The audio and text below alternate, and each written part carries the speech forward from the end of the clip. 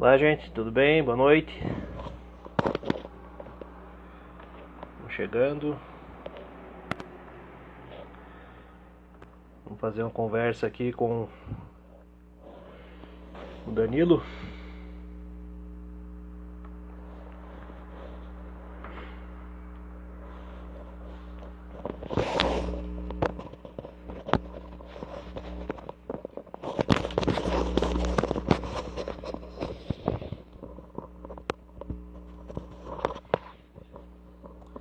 Vou esperar o Danilo entrar aí.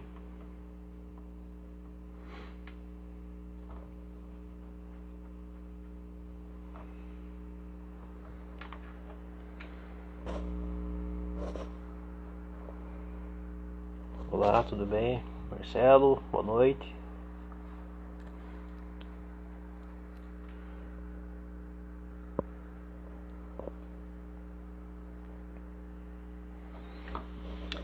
Sou o Daniel Zeck, da Cotter. E hoje estamos fazendo aqui mais um Quinta com Poesia. Hoje o lançamento do Inhagamori Quixotesco, do Danilo. Danilo da Costa, da Cobra ali. Pedi para ele explicar o título, pedi para ele explicar o nome.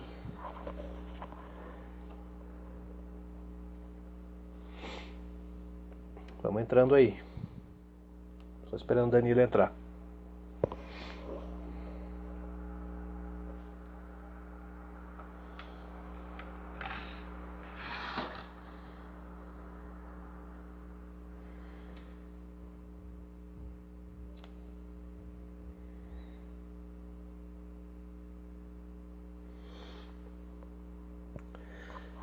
E aí?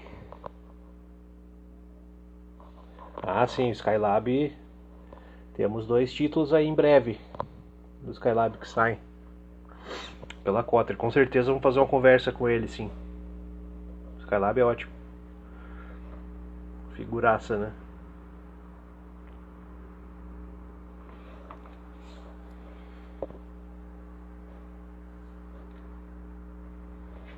O Danilo ainda não entrou. Deixa eu dar um aviso nele aqui.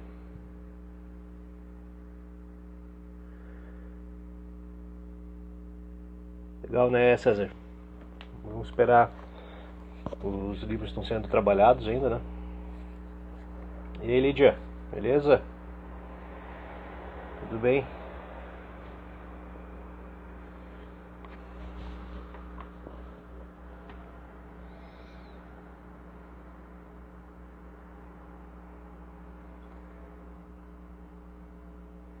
Esperando o autor. Enquanto a gente espera o Danilo, o pessoal que não conhece ainda, se puder dar uma visitada lá no site da Cotter Editorial, dê uma olhadinha lá nos títulos, no livro do Danilo, inclusive, e em outros, né? Tem lá a opção Clube do Assinante da Cotter, R$ 39,90 por mês. Todo mês você recebe um título ou de poesia, ou alguma prosa, ou um dos títulos de política, que tem saído vários pela editora. No primeiro mês você recebe um livro de brinde. Dê uma olhadinha lá que vale a pena dar uma conferida, tá? Ainda não, Danilo, vou chamar ele aqui.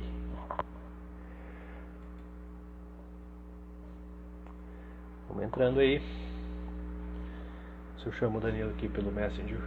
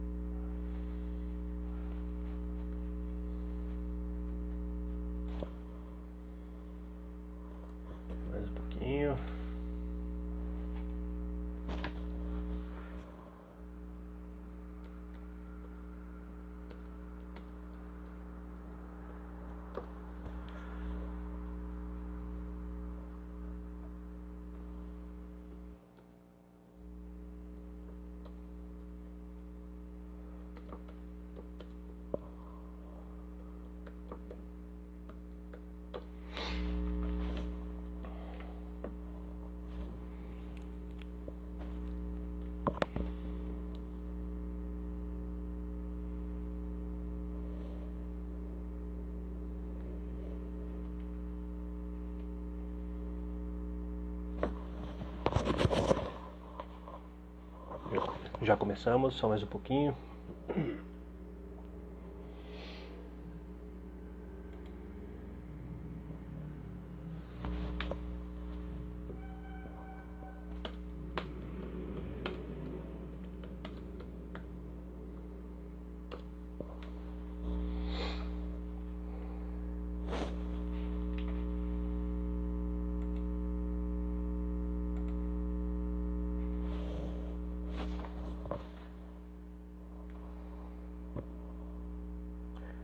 Vou deixar o Danilo aqui.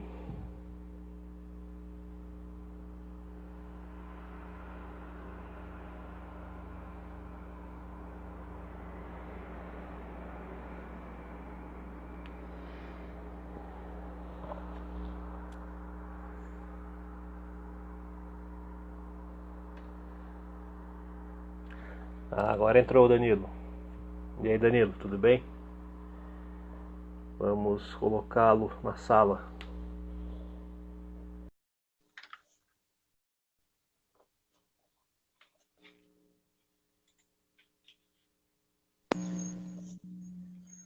Olá, Danilo.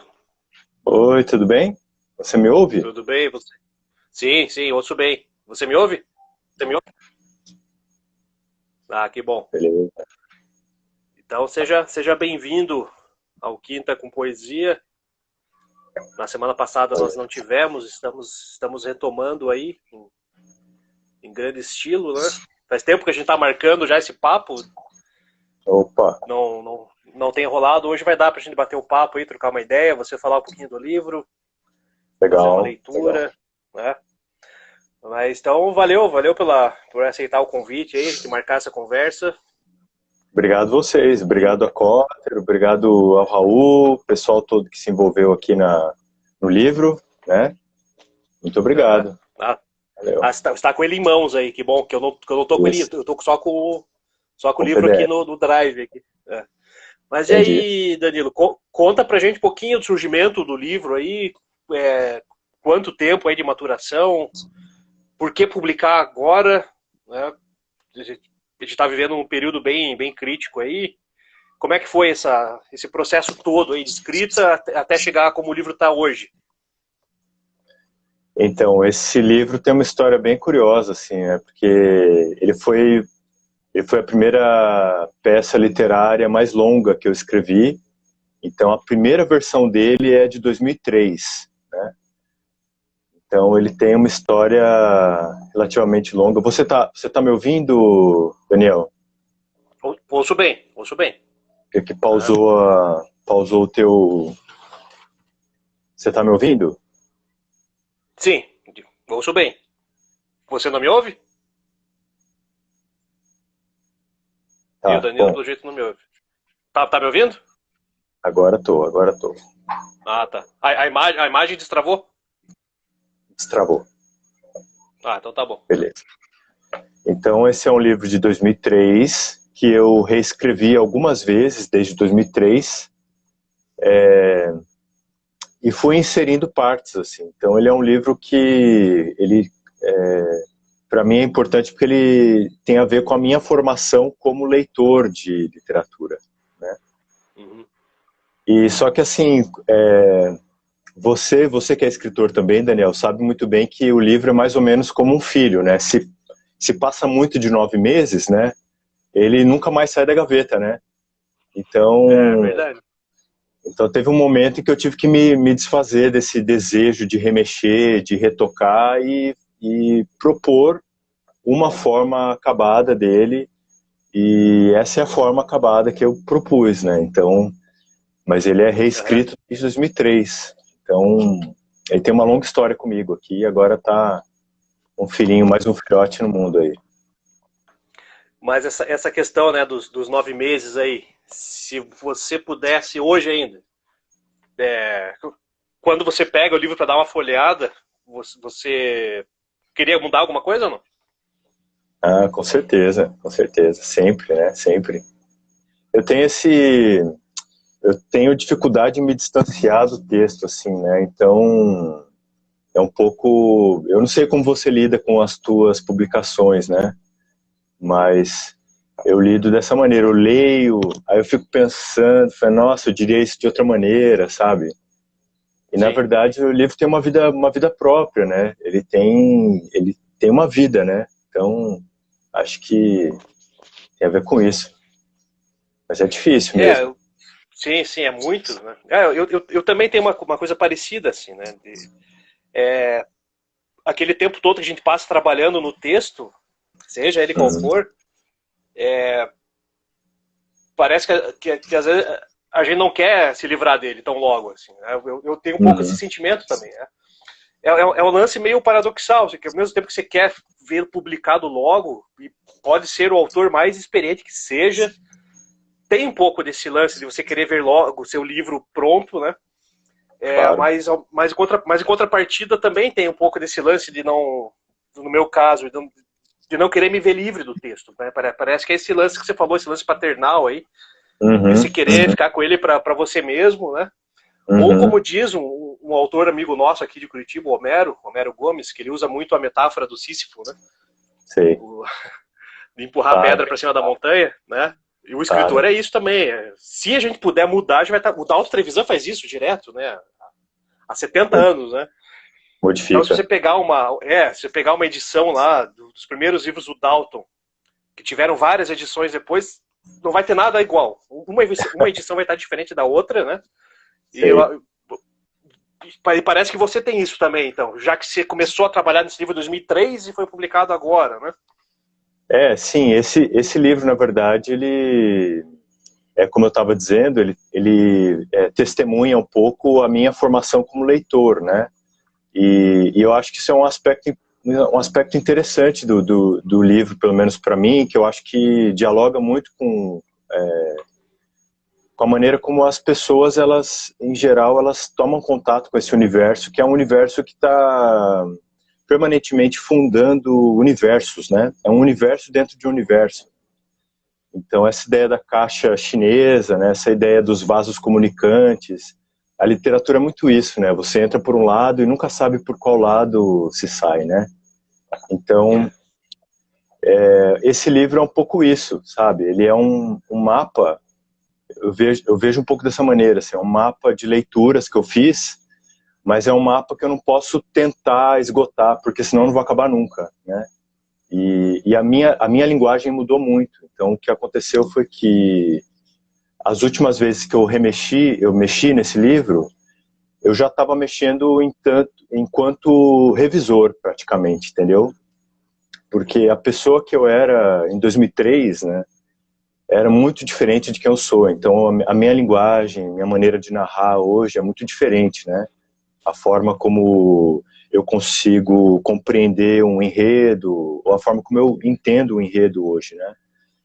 Então eu também tenho um pouco de medo de continuar mexendo, porque eu vou violentar um pouco esse eu lírico que existia ali, né? E que, embora o Dalton, eu entendo eu entendo um pouco o raciocínio dele, assim, né?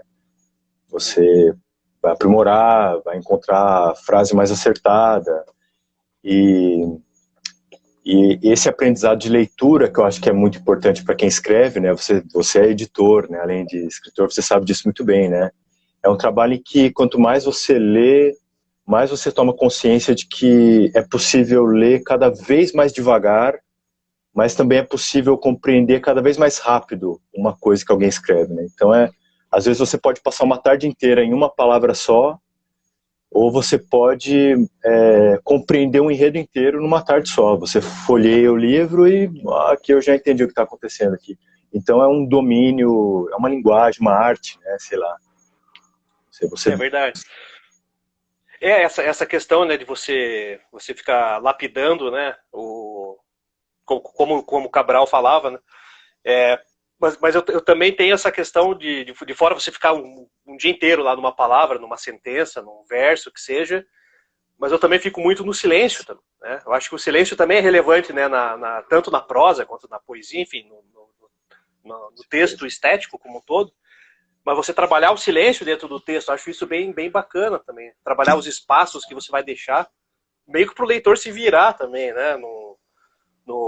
Sei lá, de repente, tentando emular um pouco aquilo que o Joyce fez já, enfim. Que basicamente no Ulisses ele não diz nada, né? Ele, teoricamente, né, entre aspas, né? Ele não tem um enredo ali, né? Nada tão linear assim, né? Mas exatamente por acho que por esse fato, né, de trabalhar a entrelinha, trabalhar o não dito, né? O não lugar, o não espaço. No teu livro mesmo, né? Depois eu vou pedir para você explicar um pouquinho do título que a gente estava comentando à tarde, né? Que ele é muito sonoro, ele é muito poético, né?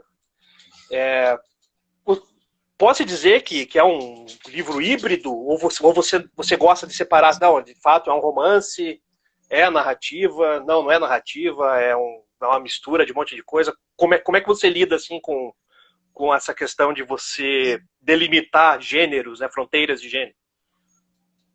Isso é uma conversa bem interessante, assim, né? Porque quando nós conversamos sobre o livro lá em Lisboa, com o Pamplona, foi uma questão que ele me levantou também, né? E eu acho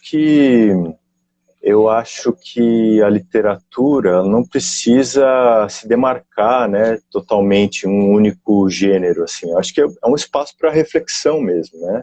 Para criar um universo de certa forma. Eu acho que para criar esse universo, você precisa se sentir livre para lançar mão de qualquer artifício, né, literário.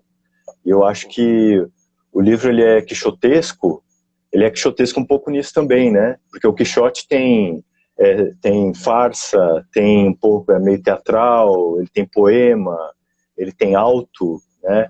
Ele tem romance de cavalaria, mas ele tem também um comentário do romance de cavalaria, né? Então,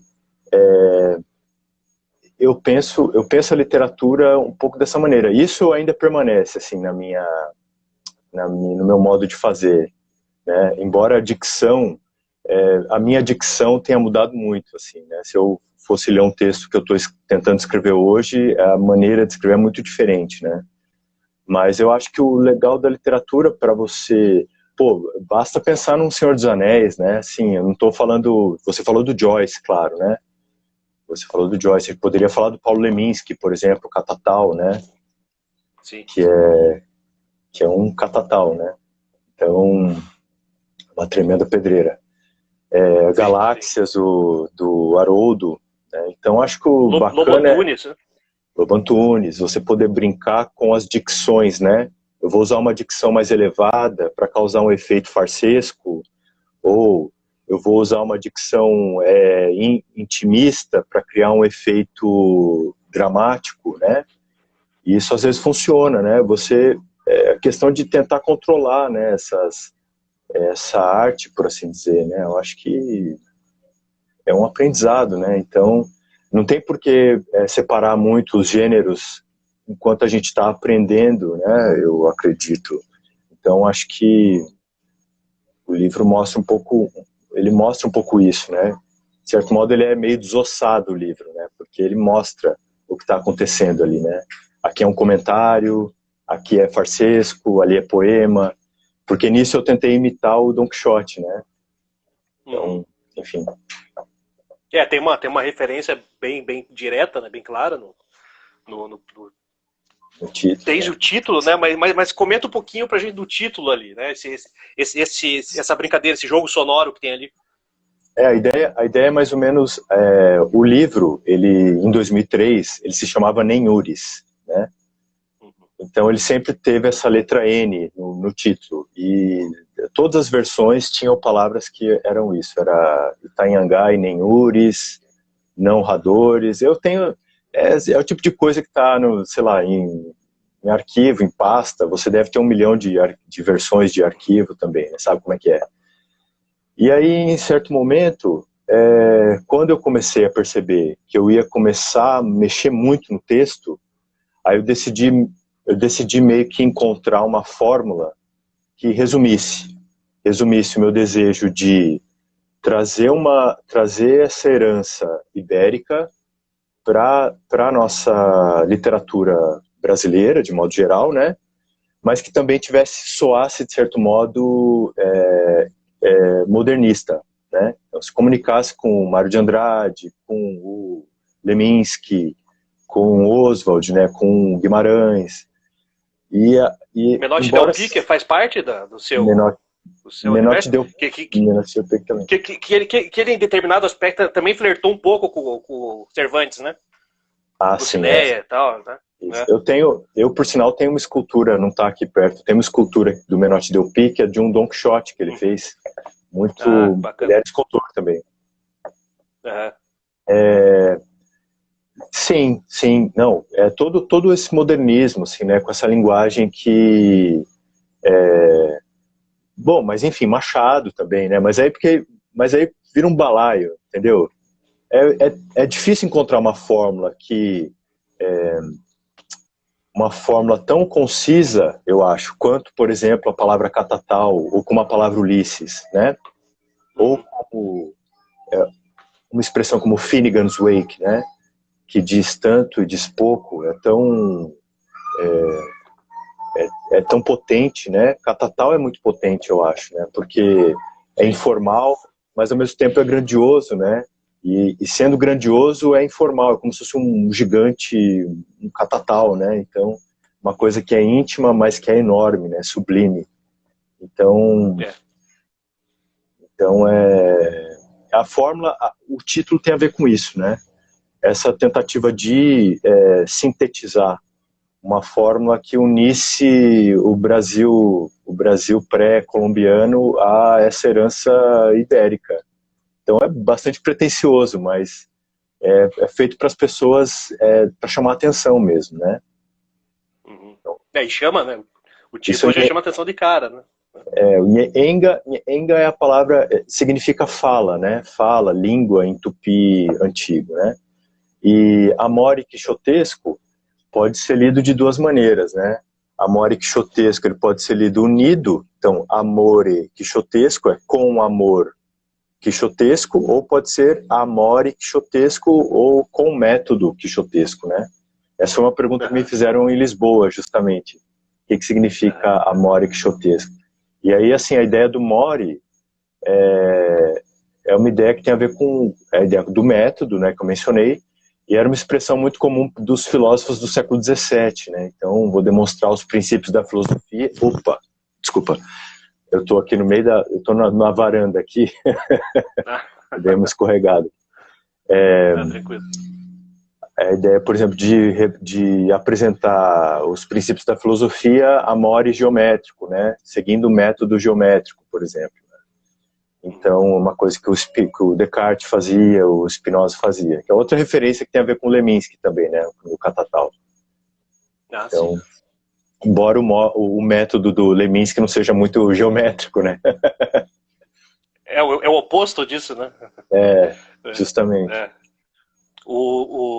Dizem que o Leminski tem um método parecido com o Stern lá no True né? Aquelas curvas que se uma passa pela outra, enfim, né? Mas agora pouco alguém perguntou aqui se vai ler, daqui a pouco o Danilo vai ler o fragmento aí, né? Estava pedindo para você ler já, né? Uhum. Já vai fazer uma leitura aí. O pessoal não me aguenta ouvir falar, já quer ouvir o livro. Mas você comentou você citou alguns nomes aí, né? Principalmente essa moçada aí da semana de 22 e tal, né? E quem são os outros caras aí que fazem parte? Você tem eu sempre tenho perguntado isso pro pessoal. Você tem um paideuma, tipo, literário, assim, aqueles caras que não saem da sua cabeceira de forma alguma, assim? Ou isso está sempre em construção? Você está sempre mudando? Como é que funciona para você isso?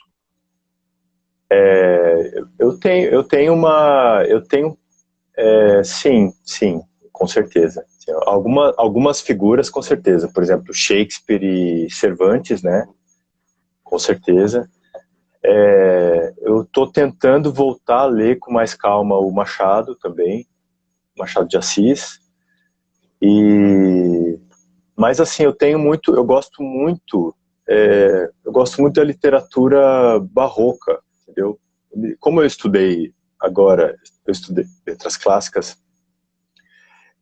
eu tenho muito essa relação eu estou reconstruindo uma relação com esse cânone, com os cânones, né, por assim dizer. Então, Luciano de Samoza, tá, que era um prosista muito lido pelo Machado de Assis, também é um escritor muito interessante. O Shakespeare e o Cervantes, que eu já citei, né.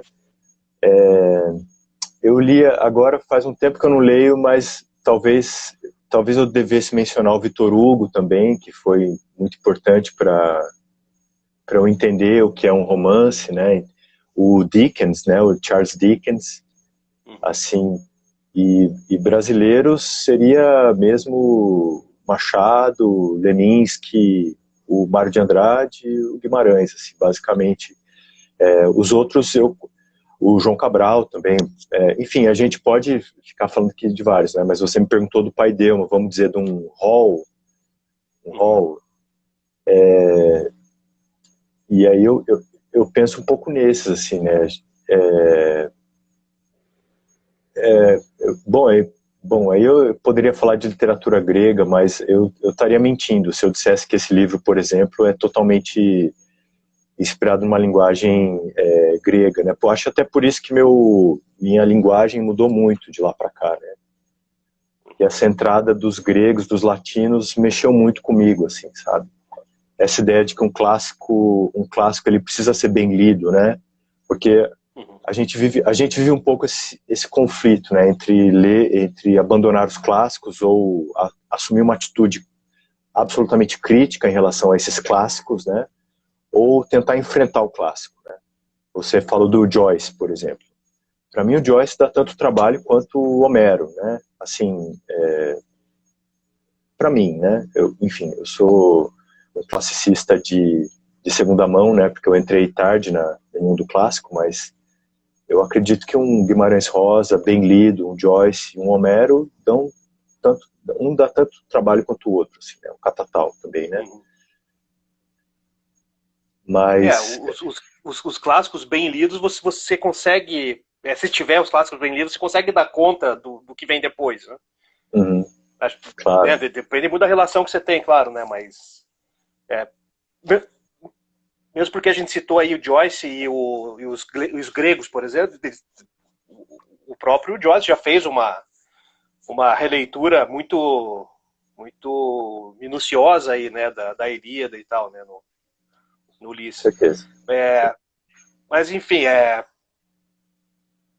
aí vai muito, acho que na mesma forma que a gente vai se formando como leitor, né, e como autores, assim, a gente vai procurando explorar esses diferentes estilos e, enfim, nichos, né, de linguagem.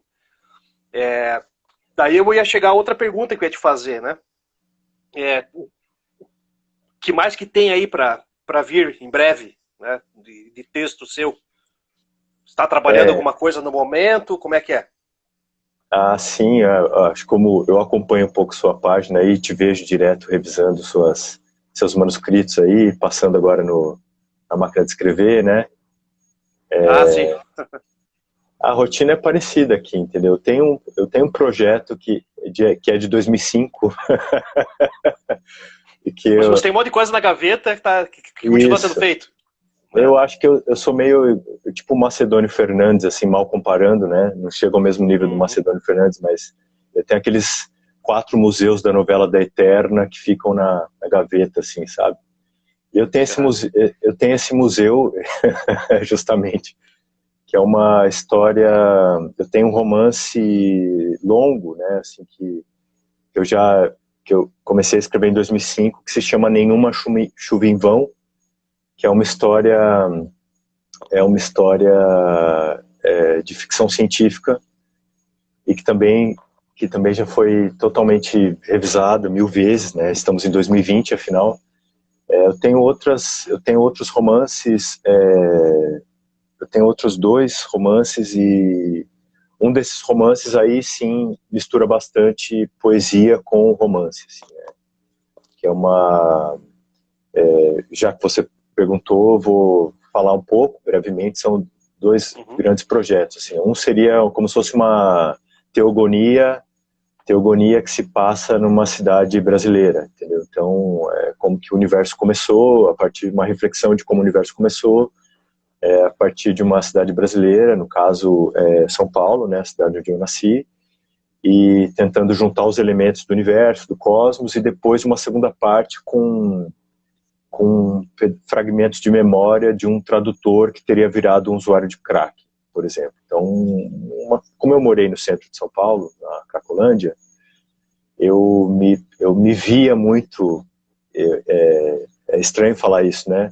Mas às vezes eu tentava sentar na calçada junto com as pessoas, os usuários de crack, sentar simbolicamente com eles, né? Figurativamente, me sentir entre eles, né? Então, eu narrar um pouco o que é essa cidade moderna, maluca, que nasce na América do Sul, e depois uma segunda parte que são fragmentos de memória de um tradutor que se torna um usuário de crack. Então, essa é uma história. A outra história se chama O Gênero de Cármides, que é a história de um protagonista, lembra um pouco um anime dos anos 80, você deve lembrar, é um personagem que se torna homem, se torna mulher em cada episódio, né? Então esse é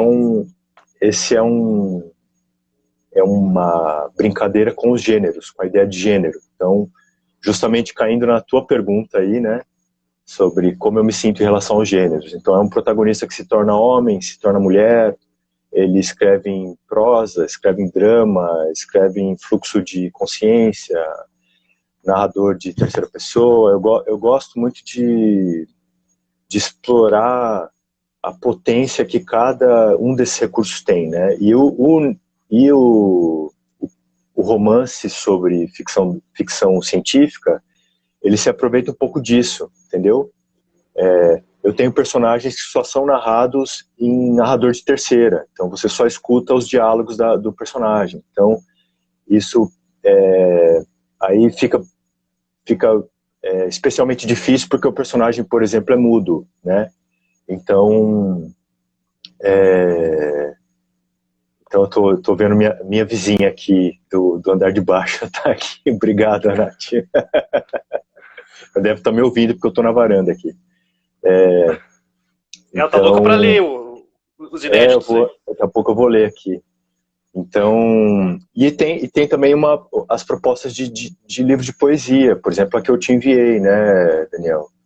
Aquela ideia, uma ideia que eu tenho de me inserir nessa tradição do haikai, né, e ampliar um pouco a forma do haikai, usando uma ideia de não utilizar, usando como regra, não utilizar nenhum verbo em tempo finito. Então, somente verbos no gerúndio, verbos no infinitivo. Então, justamente para mostrar no texto uma ideia de um momento cristalizado, né? Um momento que fica permanentemente em fluxo, né? No caso do gerúndio, enfim. Aí já é influência um pouco do estudo de letras clássicas, né? Porque você conhece os recursos que essas línguas antigas tinham, né?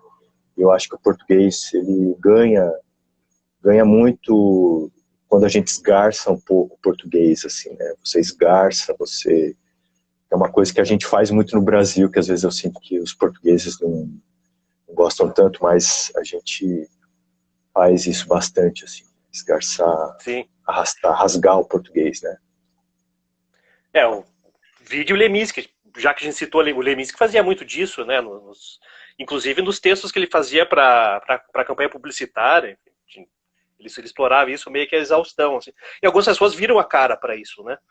Os portugueses, principalmente, né? Eu diria que tem um pouco desse apego, né? Com o vernáculo formal, enfim, né? É por isso que o Lobo Antunes, por exemplo, que eu citei há pouco, que é um cara que eu gosto muito, né? Inclusive é um cara que eu estudo no mestrado, né? Ele é ou odiado ou amado em Portugal, assim, né?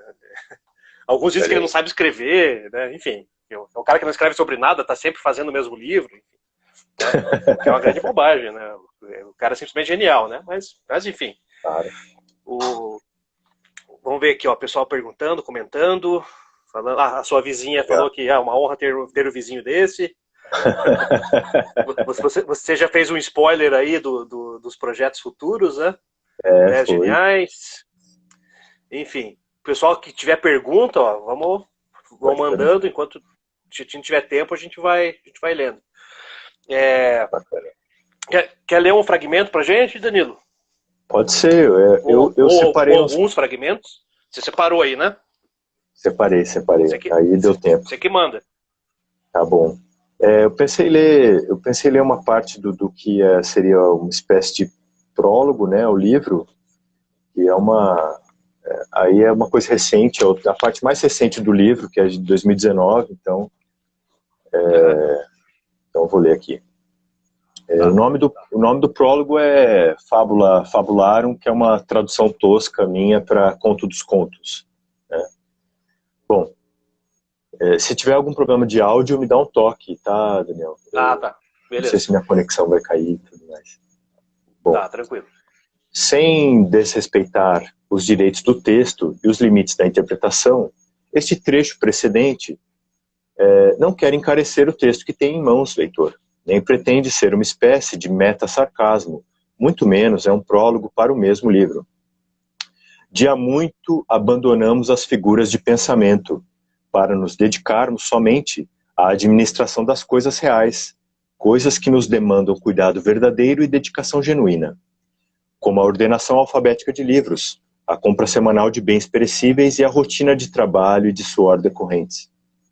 Neste ambiente, toda a ironia está abolida. Um mundo protegido por vidros transparentes não carece de que mudemos constantemente a perspectiva dos objetos. E o mundo atual é precisamente isso: cárcere de cristal com correntes de vidro. A vida verdadeiramente humana começa em nossa era, quando podemos enxergar de frente nossas necessidades, vendo tudo que nossos irmãos humanos fazem e pensam. Tudo o que ocorreu antes é torneio de linguagem, alegoria, conto de contos, para pessoas que não podiam ofender uma subpartícula. A vida real não demanda o uso das figuras de pensamento e linguagem. Dizemo-lo como novela e obra literária que somos. Aí eu leio já direto a parte final, que, enfim, vai um pouco nessa toada, o proêmio, né, por assim dizer, e termina dessa maneira aqui. Diga-nos, Espírito do Tempo, se nos for permitido imprecar tão elevada entidade, a quem aguardamos em auxílio? A nós mesmos? Se não for lícito conversar com um ser tão distante, sociológico, estruturante, filosofal, falaremos aos piores dos nossos irmãos, na esperança de que a mensagem ataque diretamente o seu alvo. Falaremos a quem gosta de censurar as constelações e meter-lhes roupas. Falaremos a quem proíbe a arte, o amor alheio, o gozo sossegado do alvedrio sobre o próprio corpo e quer aniquilar a outrem em razão de seu pensamento, sua identidade e seu próprio desejo. A vós não ansiamos, irmanastros e irmanastras, o descanso inerte da morte, senão a permanente dúvida honesta e a inquietação interessada. Se um dia se provar que após a vida nos tornamos apenas cisco e pedra, que pelo menos vos torneis verdadeiros ônix tranquilos. Se resultar que exista o tal céu e inferno, a vós não desejamos a frequência funesta dos reinos de Perséfone e Hades, senão a meditação beata no paraíso beatrício. Só uma pergunta, essas leituras elas costumam ter um limite de tempo? Porque eu não sei se as pessoas vão dormir ouvindo... Não, é o autor que define. Tá bom. É porque só para as pessoas acordarem aí, gente, tá tudo bem. Eu tô lendo uma parte do livro aqui e a gente tá bem aqui. O Daniel tá vivo aí. Tô aqui, tô acordado. Bom, neste caso, contudo, inevitavelmente, pelas asneiras que dizeis e fazeis, ireis ao inferno sem falta.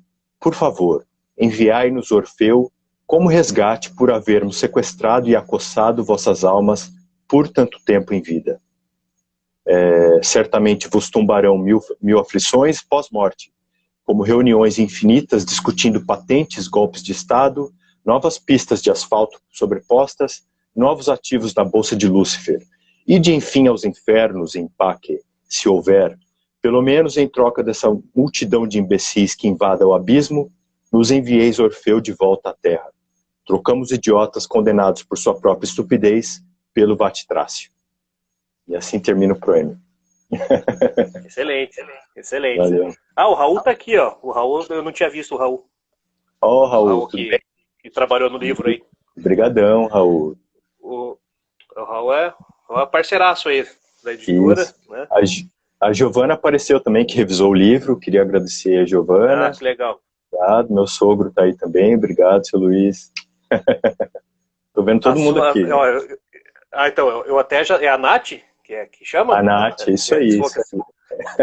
Ela apertou, ela comentou aqui, eu até já sei, eu até já tô íntimo da sua vizinha, né? Ela comentou ali, quantos temas levantados, questões inquietantes. Ela pergunta onde que compra o livro, né? O livro ele está à venda no site da Cotter. Isso aí. Você tá com seus exemplares aí também, Danilo? Como é que é?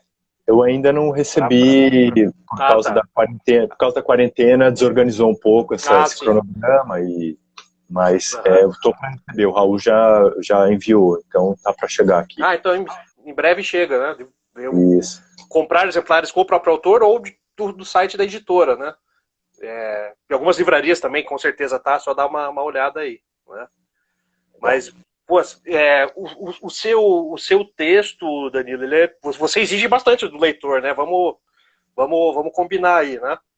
Ou seja, o seu leitor não é um... digamos assim, que não é um leitor desatento, né? Qual o tipo de leitor que você busca, assim, digamos?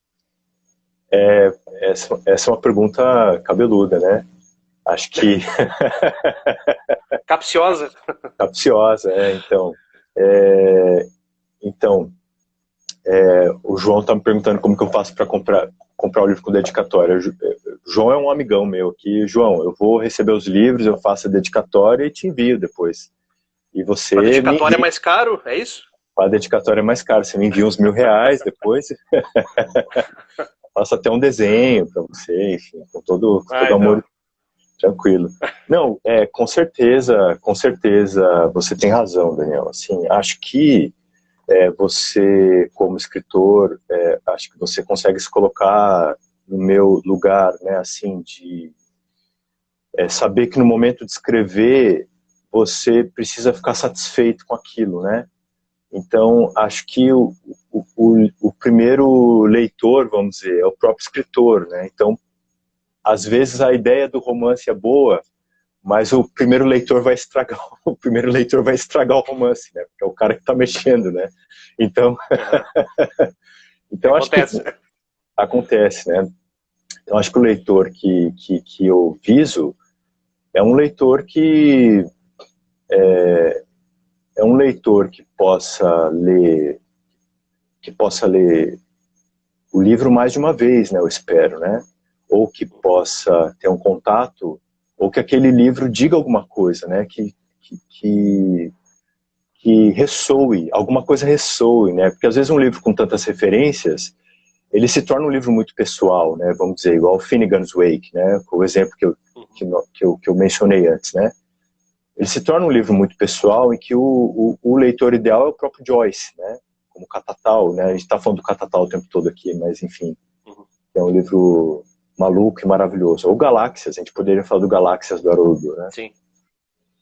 Então, o escritor se torna o leitor ideal, mas o livro, ele, na medida em que ele tem uma existência própria, né? E na medida em que, por exemplo, o Raul leu e achou que valia a pena fazer esse trabalho, trabalhar em cima dele, você agora teve contato, acho que e agora a gente está batendo esse papo, o livro tem que ressoar de algum modo, né? Então, às vezes não vai ressoar tudo, é normal, né? Eu acho que isso ocorre em certa medida com todo livro, né? Às vezes a ossatura fica mais à mostra, né? Às vezes não, porque dia desse justamente estava tentando ler a Teogonia com uns alunos aqui na Federal do Sul da Bahia, e como é que você explica um poema desses para uma pessoa de 2020, entendeu?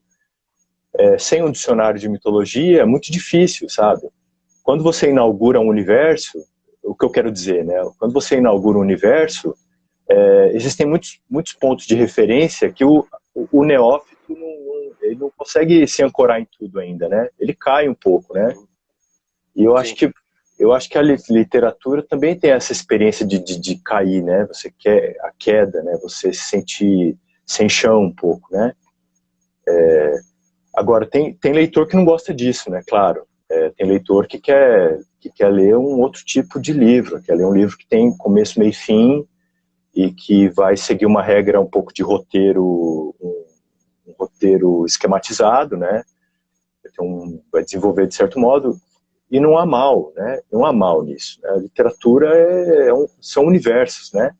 Essa liberdade. Eu acho que, na medida em que você quer ler uma coisa desse tipo, você pode estar tendo uma leitura superficial de um livro que é mais do que um mero narrar alguma coisa. Às vezes você acha que um livro é fácil e não é, né?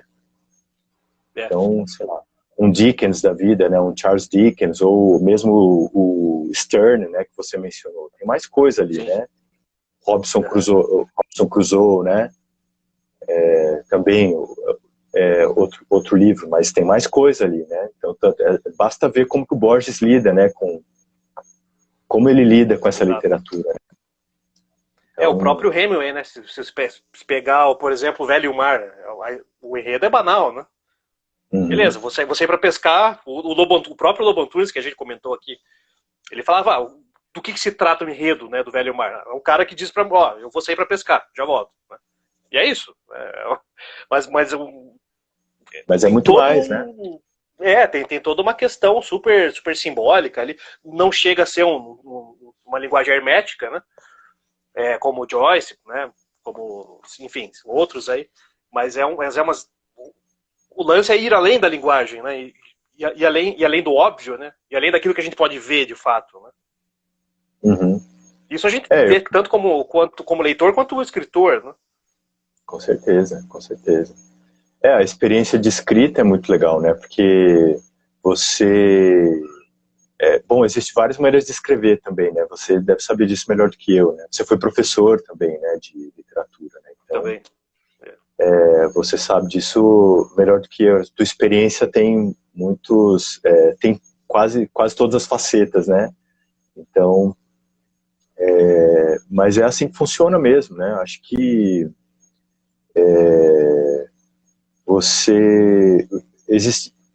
o que eu ia dizer assim, existem várias maneiras de escrever, né? Você pode escrever e reler muitas vezes, reescrever muitas vezes, ou você pode simplesmente achar aquela ideia muito boa e nunca mais mexer naquela ideia, né?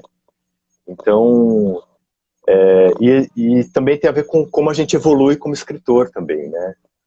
Agora, hoje em dia, eu sinto que eu sou mais metódico, né? Eu sinto que os livros estão me ensinando a escrever também, né? E de certo modo... Acho que a gente acaba adquirindo esse apego ao método, né?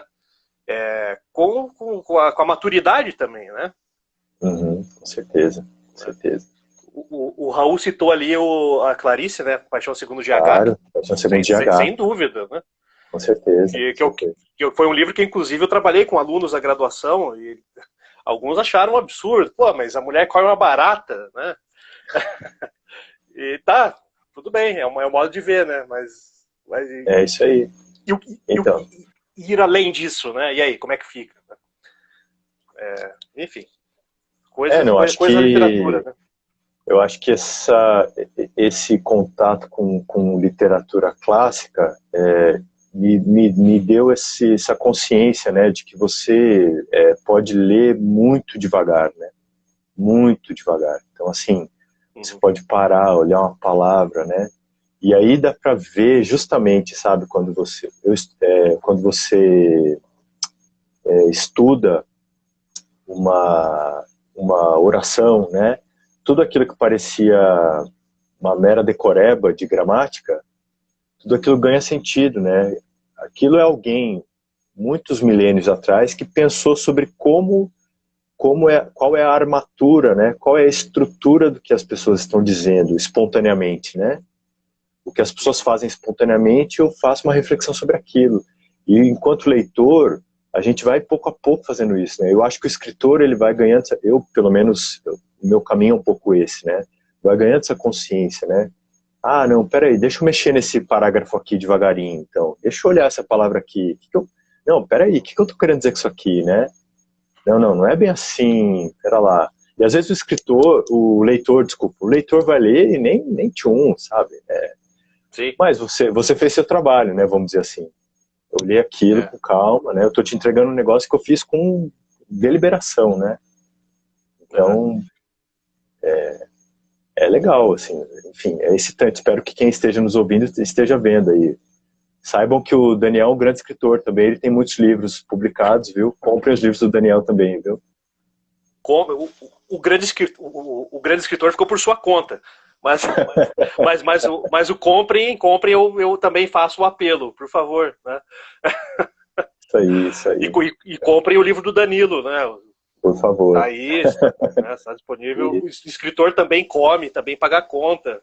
Isso. Também toma um trago, né? Antes que venha o imposto aí sobre livro, né, gente? Vamos aproveitar. Então. Né? Aí eu ia para a última pergunta que eu ia te fazer. A gente tem um pouquinho menos de 10 minutos, mas há tempo da gente falar sobre isso ainda, né? E ia falar exatamente sobre essa questão atual, né? Enfim, essa desgraceira toda que a gente está vivendo, politicamente, enfim, pandemia. Para você, como é que está sendo, né, o trabalho com o texto literário? Na sua trajetória assim, diária, né, do dia, você também é professor, ou seja, você está mais na Berlinda ainda, você trabalha numa federal, né? É na federal que você trabalha? Eu sou professor voluntário de grego antigo aqui, rapaz, não estou ganhando nada. Ah, tá. Mas enfim, de qualquer maneira, de qualquer maneira é Berlinda, você está numa vitrine gigantesca, é poeta. Como é que é ser artista hoje, no Brasil de hoje, com esse governo que quer que a gente suma do mapa? É legal essa pergunta, porque eu não sei se você conversou com o Pamplona sobre isso, eu não sei, mas é uma pergunta que o Pamplona me fez lá em Lisboa também, quase com essas palavras, né? O Pamplona me perguntou isso e foi a Conversamos sobre isso, não foi exatamente isso que eu perguntei, mas era parecido. Isso. Eu acho que a literatura, a arte, né, em geral, ela ajuda a manter a sanidade, assim, falando de um jeito bem prático mesmo, né, em primeiro lugar. Acho que diante a possibilidade de manter a sanidade mental e de cultivar alguma perspectiva de sublimação, né, de transcendência, por assim dizer, né. Para mim, literatura tem muito a ver com isso, né? O leitor, eu acho que isso eu espero do leitor do livro, né? Que ele comungue um pouco. Então, assim, entre um pouco e veja essa pessoa que tá trabalhando ali por trás, trabalhando junto com ele, com o leitor, né?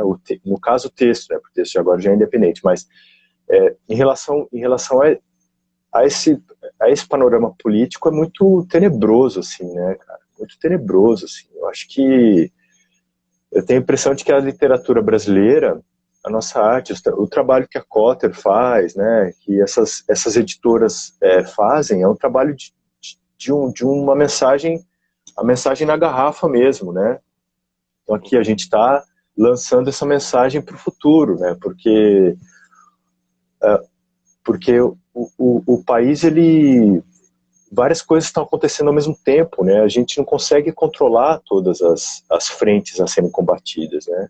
Então as livrarias pequenas estão desaparecendo, as distribuidoras estão perdendo espaço para a Amazon, por exemplo, né? Que é um problema, né? A Amazon vende barato, e aí, como é que você faz, né? Agora o Guedes quer criar um imposto sobre livro. Puxa vida, para um país que saiu do analfabetismo no fim do século XX, né, enquanto que os nossos irmãos argentinos, aí, uruguaios, tinham política de alfabetização de criança no começo do século XIX, nós estamos aqui com 40, 50 anos de história forte de alfabetização, né, Como que um país desse vai deixar de circular livro, né? Como que um país desse não tem mais selos de livro popular, entendeu? As pessoas deveriam estar lendo todas, saberem Machado de Assis de cor, na minha opinião, né? Pelo menos. A gente pode pensar em outros também, né? A Clarice Lispector, né? Ou Guimarães Rosa, ou Raquel de Queiroz, né? Enfim, acho que tudo isso é um baita problema. Eu sinto que literatura, o fazer literário na quarentena, com o governo Bolsonaro e com todos os problemas para manter uma rotina, a literatura ela é uma tábua de salvação, assim. Às vezes eu abro um arquivo ou abro uma página e penso assim comigo: eu quero escrever uma linha boa hoje, eu quero escrever um verso bom. E eu penso assim: eu quero escrever um verso que o Leminski gostaria de ler, ou que o Drummond gostaria de ler, sabe? Então, assim, se eu escrever uma palavra boa hoje, uma oração boa, é o que deu para fazer hoje. Porque aí já vem, eu tenho um filho pequeno, tenho que fazer almoço, e trocar fralda, e dar aula de grego, e o bicho pega, entendeu? Então, às vezes eu penso nisso. É um exercício meio de monge, sabe? Eu vou escrever uma coisa boa só hoje, então. Uma linha boa. E às vezes, quando a gente consegue, o dia tá ganho, né? Opa. Conseguir escrever aquele verso, né? Isso. Ou conseguir desconstruir aquela outra coisa que eu fiz e ficou melhor, enfim, né? A gente tem isso mesmo, né? Dia ganho e pronto. Ó, a gente tá chegando ao fim, mas ó, só ler o comentário aqui, ó. A Nath, né, sua vizinha, que eu já sei que é sua vizinha, ela comentou ali, né? A literatura escuda contra a grande idiotice conquistada pelo nacional, né? Chamado Bolsonaro, né? Sem dúvida. É isso aí. Daí a Carol comenta ali, me convenceu, vou comprar. Aí, beijo, já vendeu Carol. Um exemplar, ou melhor, beijo. Mais um exemplar. Mais um. O Raul e a Lídia ali no Fora Bolsonaro, faço Fora Bolsonaro, eco a isso, certeza. Sem dúvida. Fora Bolsonaro. Daí tem o João, que você falou que acho que é seu amigo aí, né? Que disse se você baixar o valor de R$1.000, né? Para ter a dedicatória. Bom. Se baixar um pouquinho, ele já tem. Né? Tá bom, vou fazer mais barato pro João, então. Então. Né? Mas é isso, Danilo, a gente tá chegando, o Instagram vai nos cortar daqui a pouco. O papo foi muito massa, foi legal pra caramba. Prazer falar com você. Prazer. E foi um prazer ler teu livro, cara. Foi bem Fico feliz. Bem revelador, né? Conhecer mais um autor contemporâneo que tem um pezinho no clássico, né? Bom saber. Valeu. Bom, fico feliz de te conhecer também. É isso aí. Obrigadão, viu? Estamos aí. Vamos trocando ideias e lutando contra a barbárie, né? É isso aí. Está aí cada vez mais presente, né? Com certeza. Valeu. Mas é isso, há esperança. A esperança. Obrigado, gente. Um grande abraço, um abraço para vocês que acompanharam até agora. Nos falamos na outra quinta. Um grande abraço, gente. E não esqueçam, Fora Bolsonaro. As pequenas editoras, Fora Bolsonaro. Isso aí. Isso aí. Um abração, valeu. Danilo. Até mais. Um abraço, até mais.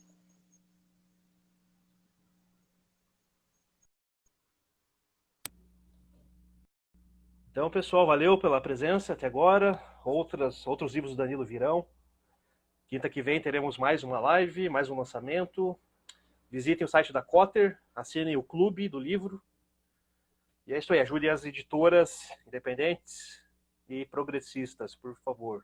Grande abraço a todos e todas. Até a próxima.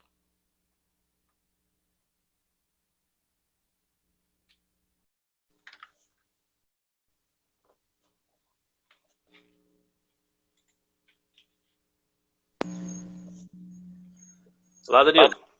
Oi, tudo bem? Você me ouve? Tudo bem, você? Sim, ouço bem. Você me ouve? Você me ouve? Ah, que bom. Beleza. Então, seja bem-vindo ao Quinta com Poesia.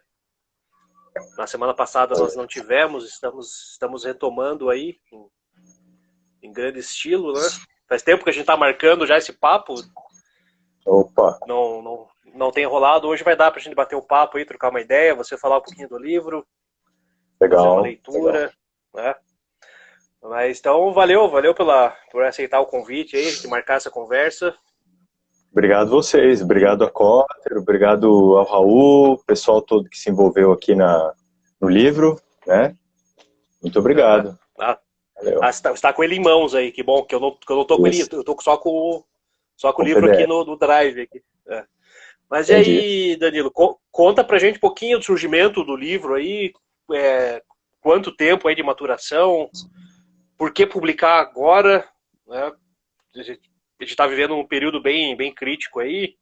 Como é que foi esse processo todo aí de escrita até chegar como o livro está hoje? Então, esse livro tem uma história bem curiosa, assim, né? Porque ele foi a primeira peça literária mais longa que eu escrevi. Então, a primeira versão dele é de 2003, né? Então, ele tem uma história relativamente longa. Você tá me ouvindo, Daniel? Ouço bem, ouço bem. Que pausou o teu... Você tá me ouvindo? Sim, ouço bem. Você não me ouve?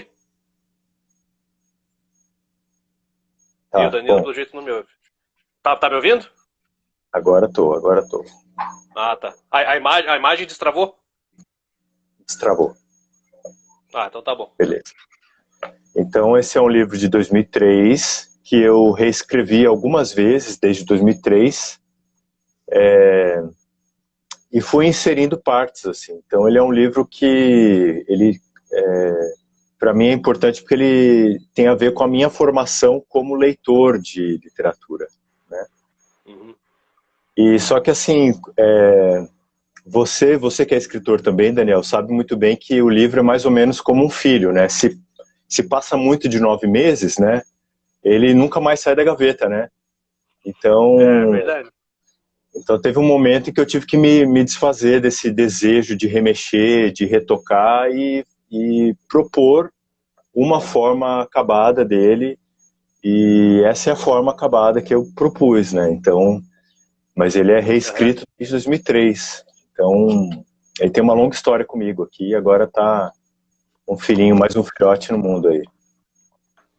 Mas essa questão, né, dos 9 meses aí, se você pudesse hoje ainda, quando você pega o livro para dar uma folheada, você queria mudar alguma coisa ou não? Ah, com certeza, sempre, né? Sempre. Eu tenho esse, eu tenho dificuldade em me distanciar do texto, assim, né? Então, é um pouco, eu não sei como você lida com as tuas publicações, né? Mas eu lido dessa maneira, eu leio, aí eu fico pensando, falo, nossa, eu diria isso de outra maneira, sabe? E na Sim. verdade o livro tem uma vida própria, né? Ele tem uma vida, né? Então, acho que tem a ver com isso. Mas é difícil É, mesmo. sim, é muito, né? Eu também tenho uma coisa parecida, assim, né? Aquele tempo todo que a gente passa trabalhando no texto, seja ele qual Uhum, for, parece que às vezes a gente não quer se livrar dele tão logo, assim, né? Eu tenho um pouco esse uhum, sentimento também, né? É um lance meio paradoxal, assim, que ao mesmo tempo que você quer ver publicado logo, e pode ser o autor mais experiente que seja, tem um pouco desse lance de você querer ver logo o seu livro pronto, né? claro. Mas em contrapartida também tem um pouco desse lance de não, no meu caso, de não querer me ver livre do texto, né? Parece que é esse lance que você falou, esse lance paternal aí, de Uhum, se querer uhum, ficar com ele para você mesmo, né? Ou uhum, como diz um autor amigo nosso aqui de Curitiba, o Homero Gomes, que ele usa muito a metáfora do Sísifo, né? sei, De empurrar a claro, pedra para cima da montanha, né? E o escritor claro. é isso também. Se a gente puder mudar, a gente vai estar. O Dalton Trevisan faz isso direto, né? Há 70 anos, né? Então, se você Modifica. pegar uma edição lá dos primeiros livros do Dalton, que tiveram várias edições depois, não vai ter nada igual. Uma edição vai estar diferente da outra, né? E Sei. parece que você tem isso também, então, já que você começou a trabalhar nesse livro em 2003 e foi publicado agora, né? Sim, esse livro, na verdade, ele, como eu estava dizendo, ele testemunha um pouco a minha formação como leitor, né? E eu acho que isso é um aspecto interessante do livro, pelo menos para mim, que eu acho que dialoga muito com a maneira como as pessoas, elas, em geral, elas tomam contato com esse universo, que é um universo que está permanentemente fundando universos, né? É um universo dentro de um universo. Então, essa ideia da caixa chinesa, né? Essa ideia dos vasos comunicantes, a literatura é muito isso, né? Você entra por um lado e nunca sabe por qual lado se sai, né? Então, esse livro é um pouco isso, sabe? Ele é um mapa, eu vejo um pouco dessa maneira, assim, é um mapa de leituras que eu fiz, mas é um mapa que eu não posso tentar esgotar, porque senão eu não vou acabar nunca, né? E a minha linguagem mudou muito. Então, o que aconteceu foi que as últimas vezes que eu mexi nesse livro, eu já estava mexendo enquanto revisor, praticamente, entendeu? Porque a pessoa que eu era em 2003, né, era muito diferente de quem eu sou. Então, a minha linguagem, minha maneira de narrar hoje é muito diferente, né? A forma como eu consigo compreender um enredo, ou a forma como eu entendo o enredo hoje, né? Então, eu também tenho um pouco de medo de continuar mexendo, porque eu vou violentar um pouco esse eu lírico que existia ali, né? E que, embora o Dalton, eu entendo eu entendo um pouco o raciocínio dele, assim, né? Você vai aprimorar, vai encontrar a frase mais acertada, e esse aprendizado de leitura, que eu acho que é muito importante para quem escreve, né? Você é editor, né? Além de escritor, você sabe disso muito bem, né? É um trabalho em que quanto mais você lê, mais você toma consciência de que é possível ler cada vez mais devagar, mas também é possível compreender cada vez mais rápido uma coisa que alguém escreve, né? Então, às vezes você pode passar uma tarde inteira em uma palavra só, ou você pode compreender um enredo inteiro numa tarde só. Você folheia o livro e aqui eu já entendi o que está acontecendo aqui. Então é um domínio, é uma linguagem, uma arte, né? Sei lá. É verdade. Essa questão, né, de você ficar lapidando, né, como o Cabral falava, né, mas eu também tenho essa questão de fora você ficar um dia inteiro lá numa palavra, numa sentença, num verso, que seja, mas eu também fico muito no silêncio, né? Eu acho que o silêncio também é relevante, né, tanto na prosa quanto na poesia, enfim, no texto estético como um todo, mas você trabalhar o silêncio dentro do texto, eu acho isso bem, bem bacana também, trabalhar os espaços que você vai deixar, meio que para o leitor se virar também, né, sei lá, de repente, tentando emular um pouco aquilo que o Joyce fez já, enfim. Que basicamente no Ulisses ele não diz nada, né? Teoricamente, né, entre aspas, né? Ele não tem um enredo ali, né? Nada tão linear assim, né? Mas exatamente por acho que por esse fato, né, de trabalhar a entrelinha, trabalhar o não dito, né? O não lugar, o não espaço. No teu livro mesmo, né? Depois eu vou pedir para você explicar um pouquinho do título, que a gente estava comentando à tarde, né? Que ele é muito sonoro, ele é muito poético, né? Pode-se dizer que é um livro híbrido, ou você gosta de separar, não, de fato é um romance, é narrativa, não é narrativa, é uma mistura de um monte de coisa. Como é que você lida assim com essa questão de você delimitar gêneros, né, fronteiras de gênero? Isso é uma conversa bem interessante, assim, né? Porque quando nós conversamos sobre o livro lá em Lisboa, com o Pamplona, foi uma questão que ele me levantou também, né? E eu acho que a literatura não precisa se demarcar, né, totalmente um único gênero, assim. Eu acho que é um espaço para reflexão mesmo, né? Para criar um universo de certa forma. Eu acho que para criar esse universo, você precisa se sentir livre para lançar mão de qualquer artifício, né, literário. E eu acho que o livro ele é quixotesco um pouco nisso também, né? Porque o Quixote tem farsa, tem um pouco, é meio teatral, ele tem poema, ele tem auto, né? Ele tem romance de cavalaria, mas ele tem também um comentário do romance de cavalaria, né? Então, eu penso a literatura um pouco dessa maneira. Isso ainda permanece assim no meu modo de fazer, né? Embora a minha dicção tenha mudado muito, assim, né? Se eu fosse ler um texto que eu estou tentando escrever hoje, a maneira de escrever é muito diferente, né? Mas eu acho que o legal da literatura para você, pô, basta pensar num Senhor dos Anéis, né? Assim, eu não estou falando, você falou do Joyce, claro, né? Você falou do Joyce, eu poderia falar do Paulo Leminski, por exemplo, Catatal, né? Sim. Que é um catatal, né? Então, uma tremenda pedreira. Galáxias do Haroldo, né? Então acho que o Lobo bacana Antunes, né? Lobo Antunes, você poder brincar com as dicções, né? Eu vou usar uma dicção mais elevada para causar um efeito farsesco, ou eu vou usar uma dicção intimista para criar um efeito dramático, né? E isso às vezes funciona, né? É questão de tentar controlar, né, essa arte, por assim dizer, né? Eu acho que é um aprendizado, né? Então, não tem por que separar muito os gêneros enquanto a gente está aprendendo, né? Eu acredito.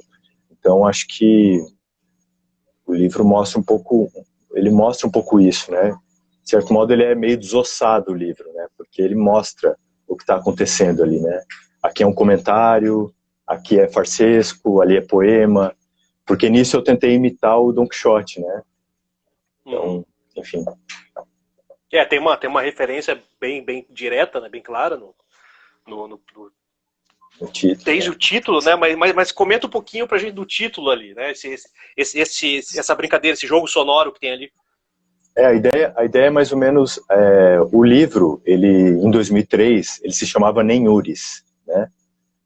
Então ele sempre teve essa letra N no título, e todas as versões tinham palavras que eram isso, era Itanhangai, Nenhures, não radores. Eu tenho, é o tipo de coisa que está sei lá, em arquivo, em pasta, você deve ter 1 milhão de versões de arquivo também, né? Sabe como é que é?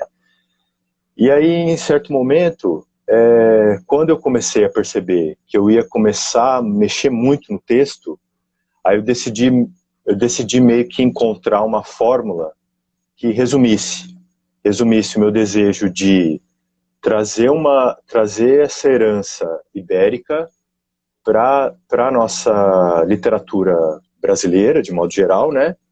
Mas que também soasse, de certo modo, modernista, né? Então, se comunicasse com o Mário de Andrade, com o Leminski, com o Oswald, né? Com o Guimarães. Menotti Del Embora Pique faz parte do seu Menotti universo? Del Pique também. Que ele, em determinado aspecto, também flertou um pouco com o Cervantes, né? Sim, Dulcinea e tal, né? Eu, por sinal, tenho uma escultura, não está aqui perto, tem uma escultura do Menotti Del Pique, é de um Don Quixote que ele fez. Muito. Ele era escultor também. Sim, não. É todo esse modernismo, assim, né, com essa linguagem que. Bom, mas enfim, Machado também, né? Mas aí vira um balaio, entendeu? É difícil encontrar uma fórmula uma fórmula tão concisa, eu acho, quanto, por exemplo, a palavra catatal, ou como a palavra Ulisses, né? Ou como uma expressão como Finnegan's Wake, né? Que diz tanto e diz pouco, é tão potente, né? Catatal é muito potente, eu acho, né? Porque é informal, mas ao mesmo tempo é grandioso, né? E sendo grandioso é informal, é como se fosse um gigante, um catatal, né? Então, uma coisa que é íntima, mas que é enorme, né? Sublime. Então a fórmula, o título tem a ver com isso, né? Essa tentativa de sintetizar uma fórmula que unisse o Brasil pré-colombiano a essa herança ibérica. Então é bastante pretensioso, mas é feito para as pessoas, para chamar atenção mesmo, né? E chama, né? O título já chama atenção de cara, né? O Nhenga é a palavra, significa fala, né? Fala, língua em tupi antigo, né? E Amore Quixotesco pode ser lido de duas maneiras, né?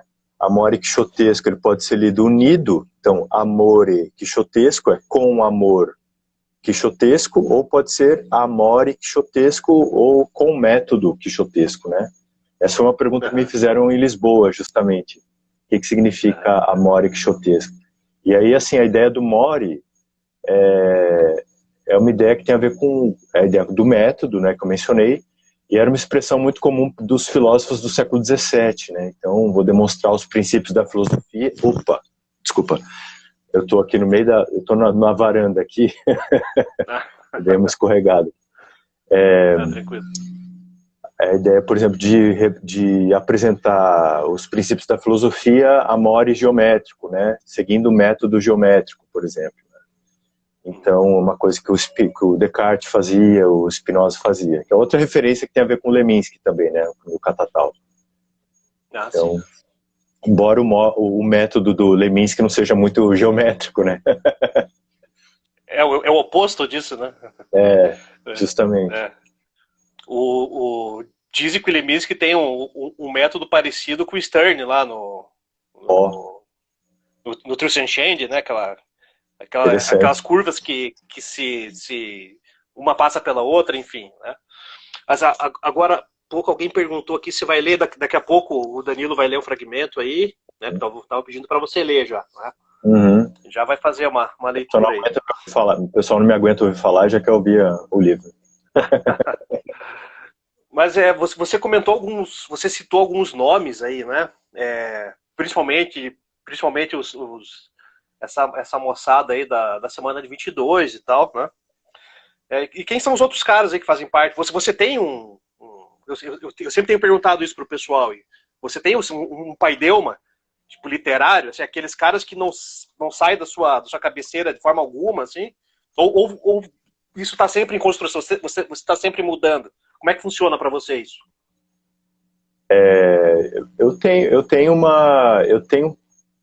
Sim, com certeza. Algumas figuras, com certeza. Por exemplo, Shakespeare e Cervantes, né? Com certeza. Eu estou tentando voltar a ler com mais calma o Machado também, Machado de Assis. Mas assim, eu gosto muito da literatura barroca, entendeu? Como eu estudei letras clássicas, eu tenho muito essa relação eu estou reconstruindo uma relação com esse cânone, com os cânones, né, por assim dizer. Então, Luciano de Samosata, que era um prosista muito lido pelo Machado de Assis, também é um escritor muito interessante. O Shakespeare e o Cervantes, que eu já citei, né? Eu lia, agora faz um tempo que eu não leio, mas talvez eu devesse mencionar o Victor Hugo também, que foi muito importante para eu entender o que é um romance, né? O Dickens, né? O Charles Dickens, assim, e brasileiros seria mesmo Machado, Leminski, o Mário de Andrade e o Guimarães, assim, basicamente. Os outros, o João Cabral também. Enfim, a gente pode ficar falando aqui de vários, né? Mas você me perguntou do Paideuma, vamos dizer, de um hall. E aí eu penso um pouco nesses, assim, né? Bom, aí eu poderia falar de literatura grega, mas eu estaria mentindo se eu dissesse que esse livro, por exemplo, é totalmente inspirado numa linguagem grega, né? Acho até por isso que minha linguagem mudou muito de lá para cá, né? E essa entrada dos gregos, dos latinos, mexeu muito comigo, assim, sabe? Essa ideia de que um clássico ele precisa ser bem lido, né? Porque a gente vive um pouco esse conflito, né, entre abandonar os clássicos ou assumir uma atitude absolutamente crítica em relação a esses clássicos, né, ou tentar enfrentar o clássico, né? Você falou do Joyce, por exemplo. Para mim o Joyce dá tanto trabalho quanto o Homero, né? Assim, para mim, né? Enfim, eu sou um classicista de segunda mão, né? Porque eu entrei tarde no mundo clássico, mas eu acredito que um Guimarães Rosa, bem lido, um Joyce, um Homero, um dá tanto trabalho quanto o outro, assim, né? Um Catatal também, né? Mas... os clássicos bem lidos, você consegue, se tiver os clássicos bem lidos, você consegue dar conta do que vem depois, né? Uhum, Acho, claro. né, depende muito da relação que você tem, claro, né? Mas mesmo porque a gente citou aí o Joyce e os gregos, por exemplo, o próprio Joyce já fez uma releitura muito minuciosa aí, né, da Ilíada e tal, né, no Ulisses. Certeza. Mas enfim, aí vai muito, acho que na mesma forma que a gente vai se formando como leitor, né, e como autores, assim, a gente vai procurando explorar esses diferentes estilos e, enfim, nichos, né, de linguagem. Daí eu ia chegar a outra pergunta que eu ia te fazer, né? O que mais que tem aí para vir em breve, né? De texto seu? Está trabalhando alguma coisa no momento? Como é que é? Ah, sim, acho que como eu acompanho um pouco sua página aí, te vejo direto revisando seus manuscritos aí, passando agora na máquina de escrever, né? Sim. A rotina é parecida aqui, entendeu? Eu tenho um projeto que é de 2005 e que Você tem um monte de coisa na gaveta que continua sendo feito.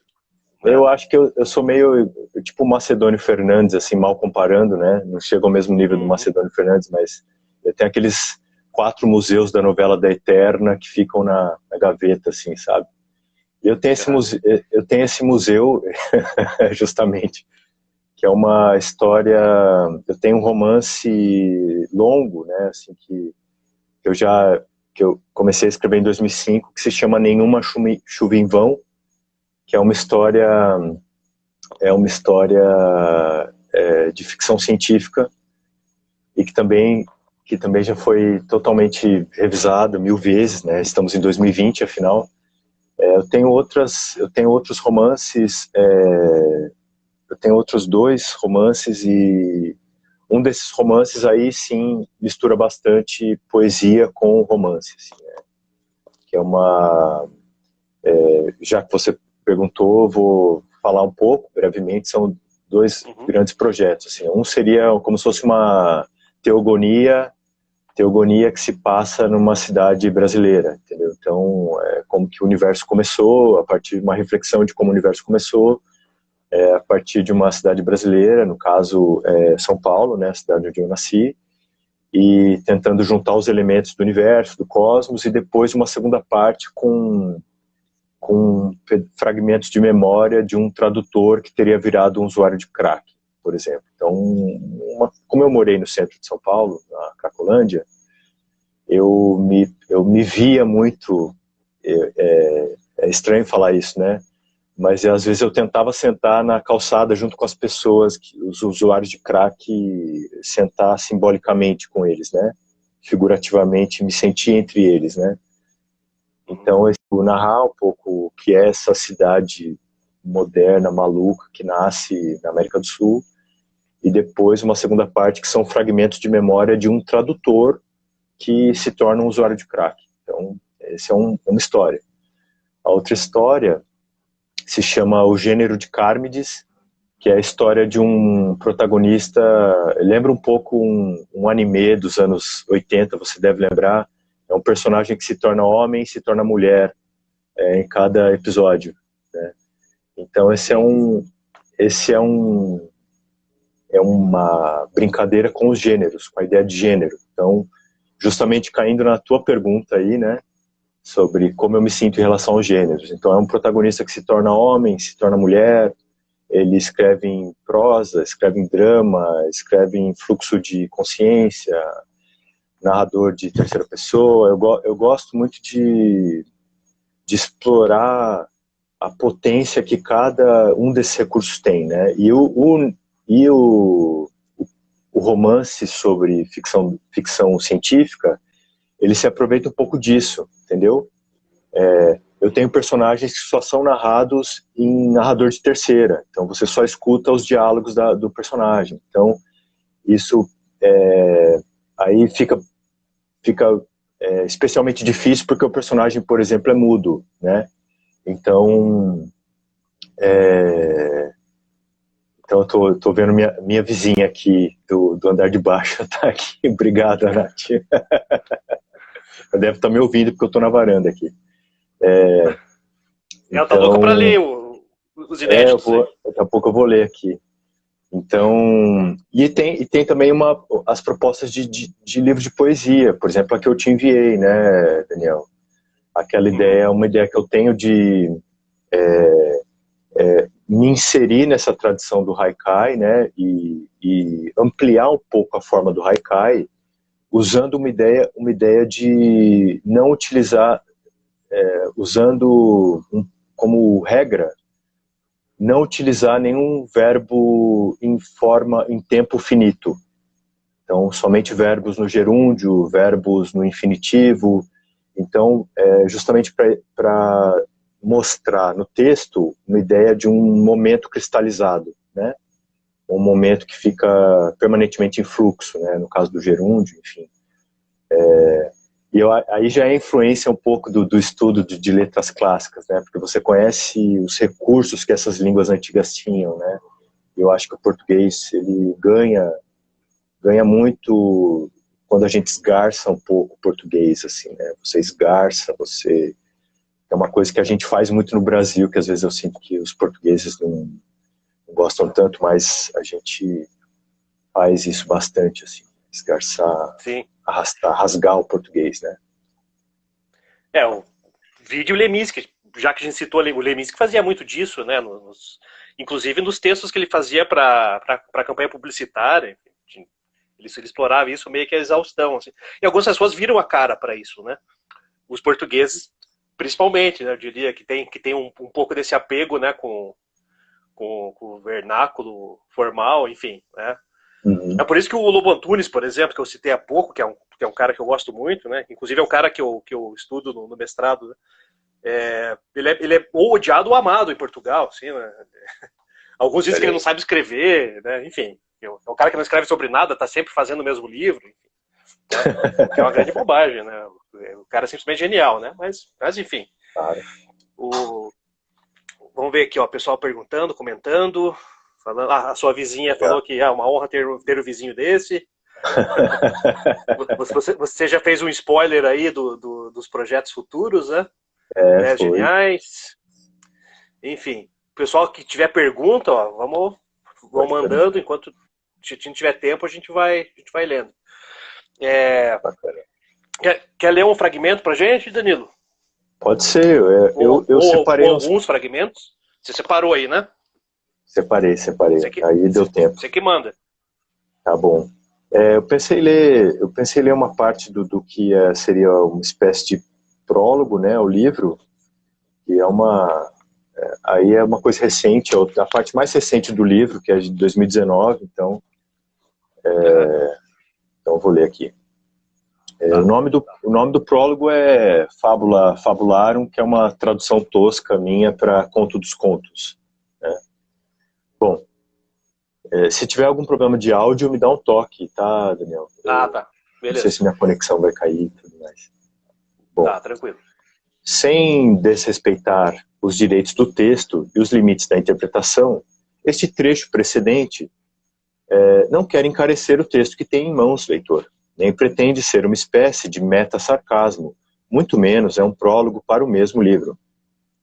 De há muito abandonamos as figuras de pensamento para nos dedicarmos somente à administração das coisas reais, coisas que nos demandam cuidado verdadeiro e dedicação genuína, como a ordenação alfabética de livros, a compra semanal de bens perecíveis e a rotina de trabalho e de suor decorrentes. Neste ambiente, toda a ironia está abolida. O mundo protegido por vidros transparentes não carece de que mudemos constantemente a perspectiva dos objetos. E o mundo atual é precisamente isso. Cárcere de cristal com correntes de vidro. A vida verdadeiramente humana começa em nossa era. quando podemos enxergar de frente nossas necessidades, vendo tudo que nossos irmãos humanos fazem e pensam. Tudo o que ocorreu antes é torneio de linguagem, alegoria, conto de contos, para pessoas que não podiam fender uma subpartícula. A vida real não demanda o uso das figuras de pensamento e linguagem. Dizemo-lo como novela e obra literária que somos. Aí eu leio já direto a parte final, que, enfim, vai um pouco nessa toada, o proêmio, né, por assim dizer, e termina dessa maneira aqui. Diga-nos, Espírito do Tempo, se nos for permitido imprecar tão elevada entidade, a quem aguardamos em auxílio? A nós mesmos? Se não for lícito conversar com um ser tão distante, sociológico, estruturante, filosofal, falaremos aos piores dos nossos irmãos, na esperança de que a mensagem ataque diretamente o seu alvo. Falaremos a quem gosta de censurar as constelações e meter-lhes roupas. Falaremos a quem proíbe a arte, o amor alheio, o gozo sossegado do alvedrio sobre o próprio corpo e quer aniquilar a outrem em razão de seu pensamento, sua identidade e seu próprio desejo. A vós não ansiamos, irmanastros e irmanastras, o descanso inerte da morte, senão a permanente dúvida honesta e a inquietação interessada. Se um dia se provar que após a vida nos tornamos apenas cisco e pedra, que pelo menos vos torneis verdadeiros ônix tranquilos. Se resultar que exista o tal céu e inferno, a vós não desejamos a frequência funesta dos reinos de Perséfone e Hades, senão a meditação beata no paraíso beatrício. Só uma pergunta, essas leituras elas costumam ter um limite de tempo? Porque eu não sei se as pessoas vão dormir ouvindo. Não, é o autor que define. Tá bom. É porque só para as pessoas acordarem aí, gente, tá tudo bem. Eu tô lendo uma parte do livro aqui e a gente tá bem aqui. O Daniel tá vivo aí. Tô aqui, tô acordado. Bom, neste caso, contudo, inevitavelmente, pelas asneiras que dizeis e fazeis, ireis ao inferno sem falta. Por favor, enviai-nos Orfeu como resgate por havermos sequestrado e acossado vossas almas por tanto tempo em vida. Certamente vos tumbarão mil aflições pós-morte, como reuniões infinitas discutindo patentes, golpes de Estado, novas pistas de asfalto sobrepostas, novos ativos na bolsa de Lúcifer, e de enfim aos infernos em Paque, se houver, pelo menos em troca dessa multidão de imbecis que invada o abismo, nos envieis Orfeu de volta à terra. Trocamos idiotas condenados por sua própria estupidez pelo Vatitrácio. E assim termina o proêmio. Excelente. Valeu. O Raul tá aqui, ó. O Raul, eu não tinha visto o Raul. Ó, Raul, O Raul tudo bem? que trabalhou no livro aí. Obrigadão, Raul. O Raul é parceiraço aí da editora. Né? A Giovana apareceu também, que revisou o livro. Queria agradecer a Giovana. Que legal. Obrigado. Meu sogro tá aí também. Obrigado, seu Luiz. Tô vendo todo mundo aqui. Então, eu até já... É a Nath que chama? A Nath, isso aí. Ela apertou, ela comentou aqui, eu até já sei, eu até já tô íntimo da sua vizinha, né? Ela comentou ali, quantos temas levantados, questões inquietantes. Ela pergunta onde que compra o livro, né? O livro ele tá à venda no site da Cotter. Isso aí. Você tá com seus exemplares aí também, Danilo? Como é que é? Eu ainda não recebi por causa da quarentena, desorganizou um pouco esse cronograma, mas eu estou para receber, o Raul já enviou, então tá para chegar aqui. Então em breve chega, né? Isso. Comprar exemplares com o próprio autor ou do site da editora, né? Em algumas livrarias também, com certeza tá, só dá uma olhada aí, né? Mas... Pô, o seu texto, Danilo, você exige bastante do leitor, né? Vamos combinar aí, né? Ou seja, o seu leitor não é um, digamos assim, que não é um leitor desatento, né? Qual tipo de leitor que você busca, assim, digamos? Essa é uma pergunta cabeluda, né? Acho que... Capciosa. Capciosa, então. O João tá me perguntando como que eu faço para comprar o livro com dedicatória. João é um amigão meu aqui. João, eu vou receber os livros, eu faço a dedicatória e te envio depois. E você A me dedicatória é envia. mais caro, é isso? A dedicatória é mais cara. Você me envia uns R$ 1.000 depois. Faço até um desenho para você, enfim, com todo amor. Então. Tranquilo. Não, com certeza você tem razão, Daniel. Assim, acho que você, como escritor, acho que você consegue se colocar no meu lugar, né, assim, de saber que no momento de escrever você precisa ficar satisfeito com aquilo, né? Então, acho que o primeiro leitor, vamos dizer, é o próprio escritor, né? Então, às vezes a ideia do romance é boa, mas o primeiro leitor vai estragar o romance, né? Porque é o cara que está mexendo, né? Então, então acho que acontece, né? Então acho que o leitor que eu viso é um leitor que possa ler o livro mais de uma vez, né? Eu espero, né? Ou que possa ter um contato, ou que aquele livro diga alguma coisa, né? Que ressoe, alguma coisa ressoe, né? Porque às vezes um livro com tantas referências, ele se torna um livro muito pessoal, né? Vamos dizer, igual Finnegan's Wake, né? O exemplo que eu mencionei antes, né? Ele se torna um livro muito pessoal em que o leitor ideal é o próprio Joyce, né? Como Catatal, né? A gente está falando do Catatal o tempo todo aqui, mas enfim, é um livro maluco e maravilhoso. Ou Galáxias, a gente poderia falar do Galáxias do Haroldo, né? Sim. Então, o escritor se torna o leitor ideal, mas o livro, ele, na medida em que ele tem uma existência própria, né? E na medida em que, por exemplo, o Raul leu e achou que valia a pena fazer esse trabalho, trabalhar em cima dele, você agora teve contato, acho que e agora a gente está batendo esse papo, o livro ele tem que ressoar de algum modo, né? Então, às vezes não vai ressoar tudo, é normal, né? Eu acho que isso ocorre em certa medida com todo livro, né? Às vezes a ossatura fica mais à mostra, né? Às vezes não, porque dia desse justamente estava tentando ler a Teogonia com uns alunos aqui na Federal do Sul da Bahia, e como é que você explica um poema desses para uma pessoa de 2020, entendeu? Sem um dicionário de mitologia é muito difícil, sabe? Quando você inaugura um universo, o que eu quero dizer, né? Quando você inaugura um universo, existem muitos pontos de referência que o neófito ele não consegue se ancorar em tudo ainda, né? Ele cai um pouco, né? E eu acho que a literatura também tem essa experiência de cair, né? Você quer a queda, né? Você se sentir sem chão um pouco, né? Agora, tem leitor que não gosta disso, né? Claro. Tem leitor que quer ler um outro tipo de livro, quer ler um livro que tem começo, meio e fim, e que vai seguir uma regra um pouco de roteiro, um roteiro esquematizado, né? Vai desenvolver de certo modo, e não há mal, né? Não há mal nisso, né? A literatura são universos, né? Essa liberdade. Eu acho que na medida em que você quer ler uma coisa desse tipo, você pode estar tendo uma leitura superficial de um livro que é mais do que um mero narrar alguma coisa. Às vezes você acha que o livro é fácil e não é, né? Então, sei lá, um Dickens da vida, né? Um Charles Dickens, ou mesmo o Sterne, né? Que você mencionou. Tem mais coisa ali, né?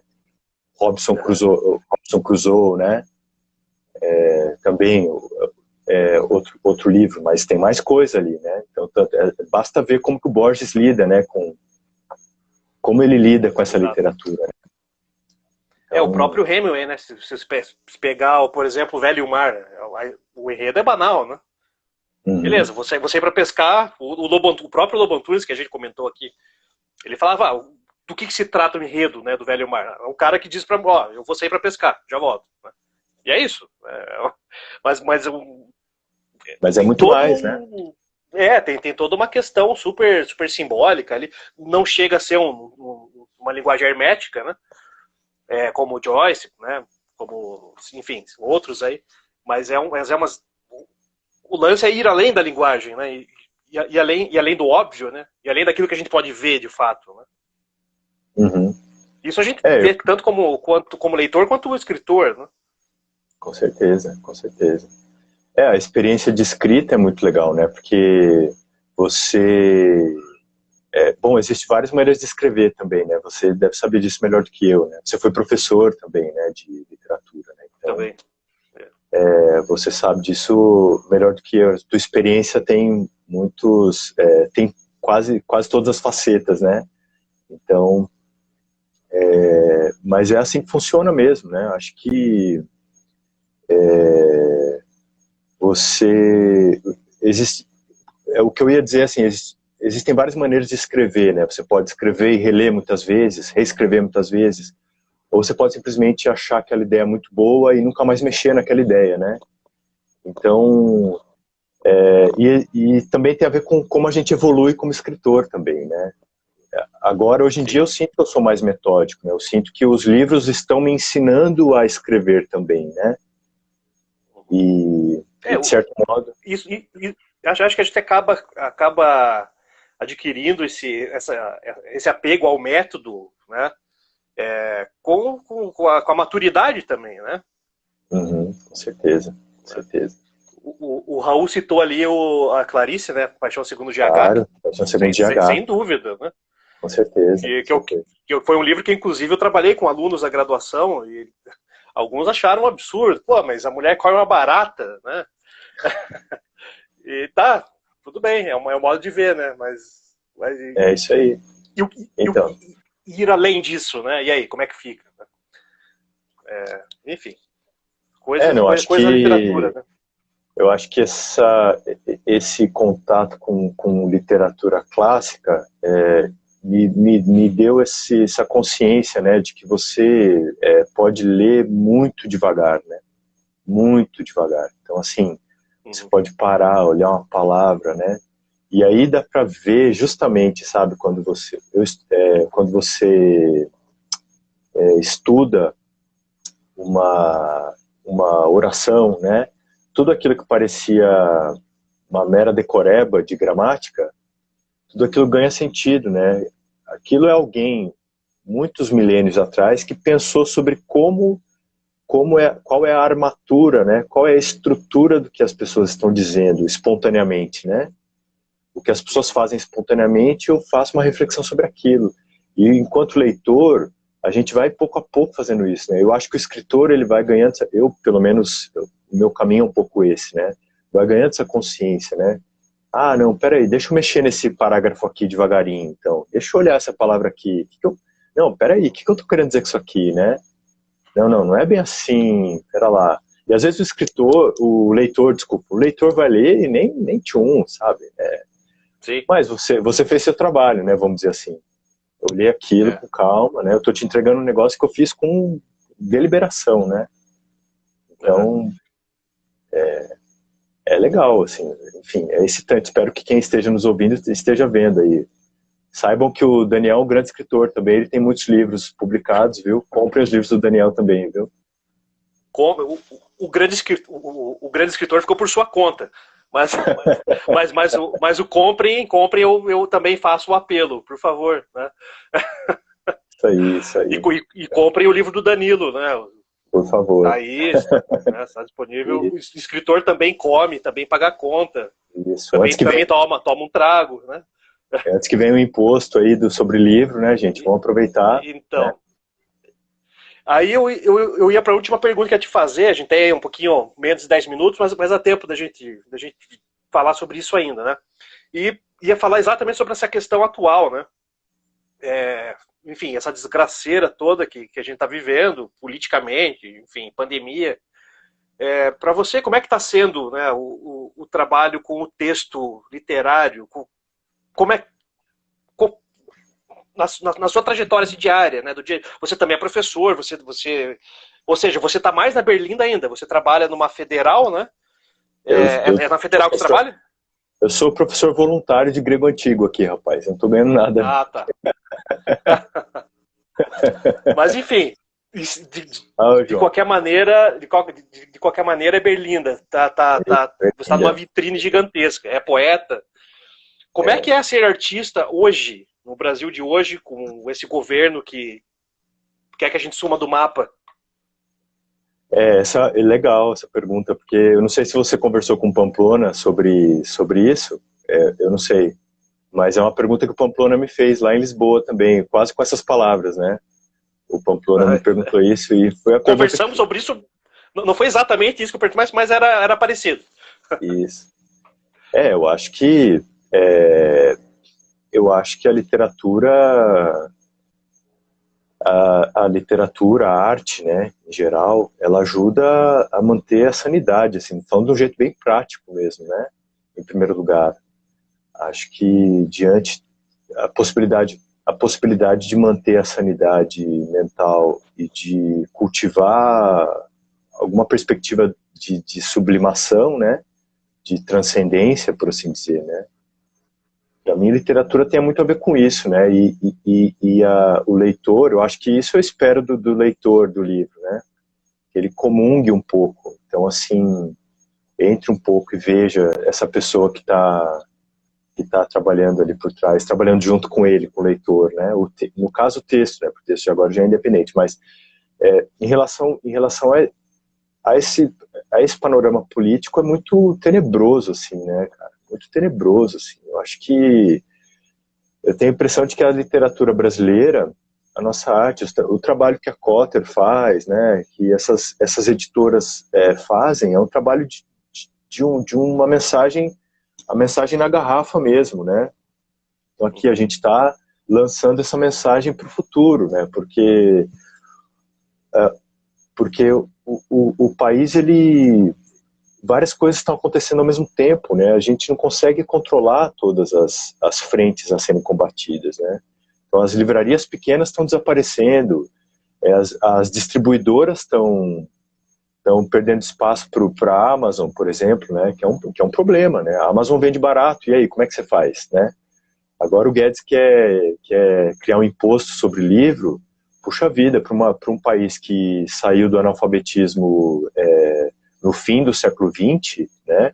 Enquanto que os nossos irmãos argentinos aí, uruguaios, tinham política de alfabetização de criança no começo do século XIX, nós estamos aqui com 40, 50 anos de história forte de alfabetização, né? Como que um país desse vai deixar de circular livro, né? Como que um país desse não tem mais selos de livro popular, entendeu? As pessoas deveriam estar lendo todas, saberem Machado de Assis de cor, na minha opinião, né? Pelo menos. A gente pode pensar em outros também, né? A Clarice Lispector, né? Ou Guimarães Rosa, ou Raquel de Queiroz, né? Enfim, acho que tudo isso é um baita problema. E eu sinto que literatura, o fazer literário na quarentena, com o governo Bolsonaro e com todos os problemas para manter uma rotina, a literatura ela é uma tábua de salvação, assim. Às vezes eu abro um arquivo ou abro uma página e penso assim comigo: eu quero escrever uma linha boa hoje, eu quero escrever um verso bom. E eu penso assim: eu quero escrever um verso que o Leminski gostaria de ler, ou que o Drummond gostaria de ler, sabe? Então, assim, se eu escrever uma palavra boa hoje, uma oração boa, é o que deu para fazer hoje. Porque aí já vem, né? Eu tenho um filho pequeno, tenho que fazer almoço, e trocar fralda, e dar aula de grego, e o bicho pega, entendeu? Então, às vezes eu penso nisso. É um exercício meio de monge, sabe? Eu vou escrever uma coisa boa só hoje, então. Uma linha boa. E, as, e às vezes, quando a gente consegue, o dia tá ganho, né? Opa, opa. Vai conseguir escrever aquele verso, né? Ou Isso, conseguir desconstruir aquela outra coisa que eu fiz e ficou melhor, enfim, né? com A gente tem certeza. isso mesmo, né? Dia ganho e pronto. Ó, a gente tá chegando ao fim, mas ó, só ler o comentário aqui, ó. A Nath, né, sua vizinha, que eu já sei que é sua vizinha, Ela comentou ali, né? A literatura escuda contra a grande idiotice conquistada pelo nacional, né? Chamado Bolsonaro, né? Sem dúvida. É isso aí. Daí a Carol comenta ali, me convenceu, vou comprar. Aí, já Beijo, vendeu um Carol. exemplar, ou melhor, Isso. mais um exemplar. Mais um. O Raul e a Lídia ali no Fora Bolsonaro, Fora faço Bolsonaro, eco a com isso, certeza. sem dúvida. Fora Bolsonaro. Daí tem o João, que você falou que acho que é seu amigo aí, né? Que disse se você E, baixar o valor de R$ 1.000, né? Para ter a dedicatória, bom. se baixar um pouquinho, ele já tem. Né? Tá bom, vou fazer mais barato pro João, então. Então. Né? Pronto. Mas é isso, Danilo, a gente o Instagram vai nos cortar daqui a pouco. O papo foi muito massa, foi legal pra caramba. Prazer falar com você. Prazer. E foi um prazer ler teu livro, cara. Foi bem Fico feliz. Bem revelador. Né? Conhecer mais um autor contemporâneo, que tem um pezinho no clássico, né? Bom saber. Valeu. Bom, fico feliz de te conhecer também. É isso aí. Obrigadão, viu? Estamos aí. Vamos trocando ideias e lutando contra a barbárie, né? É isso aí. Está aí cada vez mais presente, né? Com certeza. Valeu. Mas é isso, há esperança. Há esperança, há esperança. Obrigado, gente. Um grande abraço, um abraço para vocês que acompanharam até agora. Nos falamos na outra quinta. Um grande abraço, gente. E não esqueçam, Fora Acompanhe Bolsonaro. As pequenas editoras, Fora Bolsonaro. Isso aí. Isso aí. Um abração, valeu. Danilo. Até mais. Um abraço, até mais.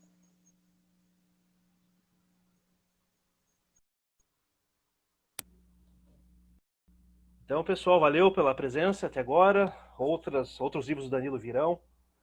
Quinta que vem teremos mais uma live, mais um lançamento. Visitem o site da Cotter, assinem o clube do livro.